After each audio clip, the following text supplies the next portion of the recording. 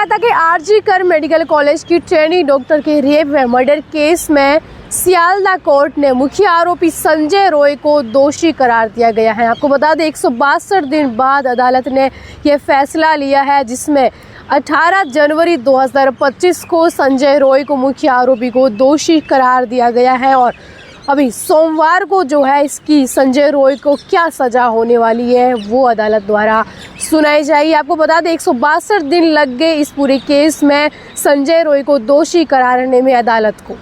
9 अगस्त 2024 की रात को कोलकाता के आरजी कर मेडिकल कॉलेज में एक ट्रेनी डॉक्टर के साथ ये घटना हुई थी, जिसमें उसका रेप करके मर्डर कर दिया गया था। इसके बाद लगातार ये जो मामला है वो इतना तूल पकड़ा था। कई दिनों तक जो है सड़कों पर कैंडल मार्च होते रहे, कई जो है मांगे होती गई, अलग अलग सीबीआई से जांच करने की मांग हुई।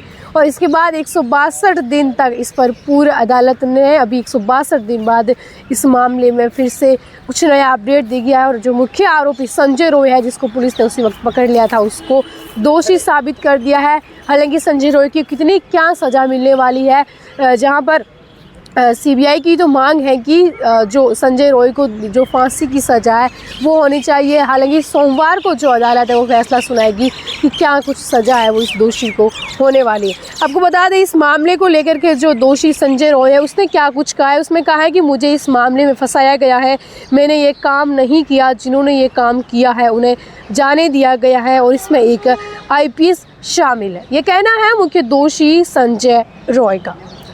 जब रेप और मर्डर हुआ था उसके बाद 9 अगस्त की सुबह सेमिनार हॉल में जो ये डेड बॉडी वहाँ पर मिली थी और इसके बाद CCTV फुटेज के आधार पर पुलिस ने उनको खंगाला, तो संजय रॉय को उन्होंने 10 अगस्त को जो एक सिविल वॉलंटियर था संजय रॉय, उसको अरेस्ट किया था।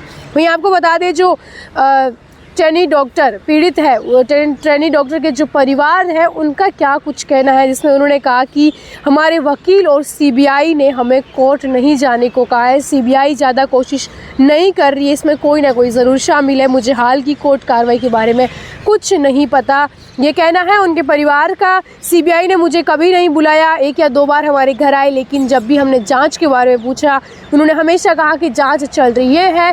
पीड़ित के परिवार में उसके पिता का कहना, मेरी बेटी की गर्दन पर काटने के निशान थे, लेकिन वहाँ से सैंपल नहीं लिया, पोस्टमार्टम रिपोर्ट में ठोस सबूत नहीं मिले, DNA रिपोर्ट में बताया गया कि वहाँ 4 पुरुष और 2 महिलाएं मौजूद हैं। हम चाहते हैं कि इस पूरे मामले में जितने भी शामिल लोग हैं उनको सज़ा मिलनी चाहिए, ये पीड़ित के परिवार का कहना है। और इस फैसले में देरी होने के 3 मुख्य कारण हैं, क्योंकि पीड़ित परिवार के जो वकील हैं उन्होंने इस केस को बीच में ही छोड़ दिया था, तो इसलिए उनके लिए ये जो ज़्यादा फैसला आने के लिए ज़्यादा दिन है वो लगे, जिसमें सियालदा कोर्ट से 2 वकीलों ने पीड़ित परिवार का केस छोड़ा था। और जब एक टाइम ऐसा आया कि जब कोर्ट के अंदर सुनवाई चल रही थी तो इस ट्रेनी डॉक्टर के पीड़ित परिवार को रिप्रेजेंट करने के लिए वहाँ पर कोई नहीं था, क्योंकि वकील है वो उनका केस बीच में ही छोड़ करके जा चुके थे। एडवोकेट विकास रंजन भट्टाचार्य को सबसे पहले इन्होंने अपॉइंट किया था पीड़ित के परिवार ने, और सियालदा कोर्ट के साथ हाई कोर्ट, सुप्रीम कोर्ट में सीबीआई जांच की मांग करने में अहम भूमिका निभाई थी एडवोकेट विकास भट्टाचार्य ने। फिर ट्रेनी डॉक्टर के पिता ने कहा कि हम चाहते थे कि भट्टाचार्य हाई कोर्ट और सियालदा कोर्ट में हमारा केस लड़े, सुप्रीम कोर्ट के लिए हम दूसरा वकील ढूंढ रहे थे, तो इसके लिए विकास भट्टाचार्य ने ये केस है वो बीच में ही छोड़ दिया, क्योंकि वो बात उनको पसंद नहीं आई।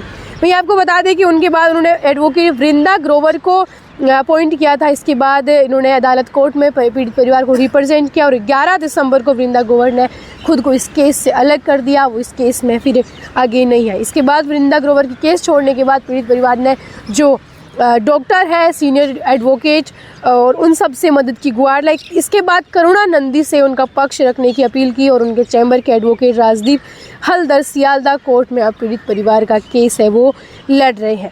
वहीं आपको बता दें कि इस पूरे मामले में जब सीबीआई जांच की मांग की गई तो पश्चिम बंगाल की मुख्यमंत्री ममता बनर्जी ने इस जांच के आदेश नहीं दिए।